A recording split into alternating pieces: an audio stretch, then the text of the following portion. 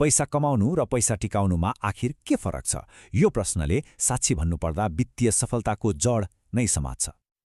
धेरैलाई लाग्छ सम्पत्ति बनाउन ठूलो ज्ञान वा जटिल सिप चाहिन्छ। तर अचम्मको कुरा के हो भने यो यात्राको सुरुवात त्यस्तो केहीबाट हुँदैन, बरु एकदमै सामान्य र हामीले सजिलै नियन्त्रण गर्न सक्ने कुराबाट हुन्छ। हेर्नुहोस् है, पैसा कमाउनु भनेको एउटा कला हो जसलाई ज्ञान र सिपले तिखार्न सकिन्छ। तर पैसा टिकाउनु त्यो अर्कै कुरा हो। यो सिपमा भन्दा पनि बानी र व्यवहारमा भर पर्छ, जस्तै कि अनुशासन, धैर्य अनि व्यवहारिक सोच। र साँचो भन्नुपर्दा यी कुराहरू सिक्न अलि बढी गाह्रो हुन्छ। भनेपछि मूल कुरा के देखियो भने बचत गर्नु भनेको कुनै ठूलो वित्तीय कला होइन। यो त एउटा बानी हो, एउटा अनुशासन हो जसले सम्पत्तिको जग बनाउँछ। सोच्नुस् त, धेरै कमाएर सबै उडाउने भन्दा त थोरै कमाएर निरन्तर बचत गर्ने व्यक्ति नै अन्तमा धनी हुन्छ, होइन र? अब कृषिको कुरा के छ भने यो यात्रामा हामीसँग केही शक्तिशाली हतियारहरू छन् जुन पूर्ण रूपमा हाम्रै नियन्त्रणमा हुन्छन्। ती हुन् अनुशासन, धैर्य, लामो समयको लागि सोच्ने क्षमता र सबैभन्दा महत्त्वपूर्ण बचत गर्ने बानी। यिनै कुराहरू हुन् जसले हाम्रो आर्थिक भविष्य कता जान्छ भनेर तय गर्छन्। तर कथा यतिमा मात्रै सकिँदैन। हामीले जतिसुकै राम्रो गरे पनि यो खेलमा हामी एक्लै छैनौँ। हाम्रा प्रयासहरू एउटा शून्यतामा भइरहेका हुँदैनन्।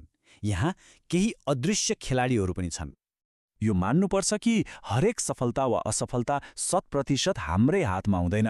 कहिलेकाहीँ राम्रो हुन्छ, कहिलेकाहीँ नराम्रो, र यसमा त्यस्ता तत्त्वहरूको पनि हात हुन्छ जुन हाम्रो नियन्त्रणभन्दा बाहिर हुन्छन्। हो, मेहनत त चाहिन्छ, तर भाग्य र सही समयको पनि उत्तिकै भूमिका हुन्छ।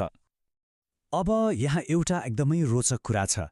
यी बाहिरी शक्ति अर्थात् भाग्य र जोखिमलाई हामीले दुश्मनको रूपमा हेर्नु जरुरी छैन। बरु यिनीहरूलाई त्यो खेलको हिस्सा मान्नुपर्छ, सधैँ मैदानमा रहने अदृश्य खेलाडीहरू जसलाई हामीले स्वीकार गरेरै अघि बढ्नुपर्छ।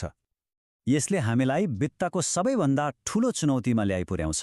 त्यो हो, एकातिर हाम्रो आफ्नो व्यवहार छ जुन हाम्रो नियन्त्रणमा छ, अर्कोतिर बाहिरी संसारको अनिश्चितता छ जुन हाम्रो नियन्त्रणमा छैन।